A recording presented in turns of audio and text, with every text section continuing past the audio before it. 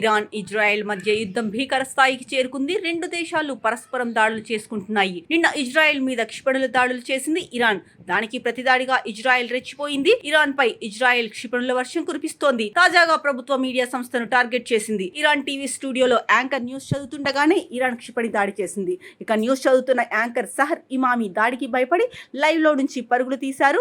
Israel దాడికి studio building మొత్తం షేక్ అయిపోయింది. ఇరాన్ లో తమ ఆర్మీ పై చేయి సాధించిందని ఇజ్రాయెల్ ప్రకటించుకుంది.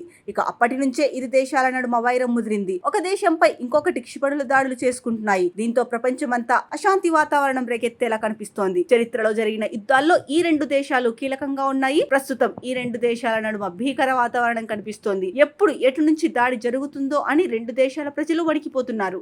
ఇక ఇదిలా ఉండగా ఇజ్రాయెల్ ఇరాన్ యుద్ధం తీవ్రమవుతున్న నేపథ్యంలో భారత ప్రభుత్వం అప్రమత్తమైంది.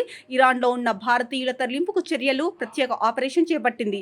గగనతలం మూసివేసి ఉండటంతో భూ సరిహద్దు మార్గాల ద్వారా మొదట ఇరాన్ నుంచి భారత పౌరులను సరిహద్దులు దాటించి తదుపరి వారిని విమానాల ద్వారా ఇండియాకు తీసుకురానున్నారు. మొదటి విడతలో భూమార్గం ద్వారా ఆర్మేనియాకి చేరుకోనున్నారు. ఇందుకోసం భారతీయ విద్యార్థులకు భూ సరిహద్దు దాటడానికి ఇరాన్ అనుమతి ఇచ్చింది. ఇరాన్ లోని ప్రధాన నగరాలపై ఇజ్రాయెల్ బాంబు దాడులు కొనసాగిస్తున్నందున ఇరాన్ లో చిక్కుకున్న సుమారు 10,000 మంది భారతీయులను తరలించడానికి సురక్షితమైన మార్గాన్ని అందించాలని ఇరాన్ ప్రభుత్వాన్ని భారత్ కోరింది. ఎయిర్ స్పేస్ మూసి ఉన్నందున భారతీయులు అజర్బైజాన్, తుర్క్మెనిస్తాన్, ఆఫ్ఘనిస్తాన్లలోకి ప్రవేశించడానికి భూ సరిహద్దులను ఉపయోగించవచ్చని ఇరాన్ తెలిపింది. సరిహద్దులు దాటే వ్యక్తుల పేర్లు, పాస్పోర్ట్ నెంబర్లు, వాహన వివరాలు, సరిహద్దు వివరాలను ఇరాన్ జనరల్ ప్రోటోకాల్ డిపార్ట్మెంట్ కు అందించాలని సూచించింది. ఇజ్రాయెల్ ఇరాన్ యుద్ధం నేపథ్యంలో ఇప్పటికే భారత ప్రజలకు ఇరాన్ లోని భారత రాయబార కార్యాలయం అడ్వైజరీ జారీ చేసింది. భారతీయ పౌరులు, భారత సంతతికి చెందిన వ్యక్తులు జాగ్రత్తగా ఉండాలని, తాజా సమాచారం కోసం ఎంబసీ సోషల్ మీడియాలను అనుసరించాలని సూచించింది. టెహ్రాన్ లోని భద్రతా పరిస్థితిని నిరంతరం పర్యవేక్షిస్తున్నామని, ఇరాన్ లోని విద్యార్థుల భద్రతను నిర్ధారించడానికి వారితో సంప్రదిస్తున్నామని భారత రాయబార కార్యాలయం విదేశాంగ శాఖ ప్రకటించింది. ఇక ఈ తరలింపు ఆపరేషన్ లో భాగంగా ఇప్పటి వరకు 100 మంది భారతీయులు ఆర్మేనియా సరిహద్దు వద్దకు చేరుకున్నారు. వారిని విమానంలో భారత్ కి తీసుకురానున్నారు.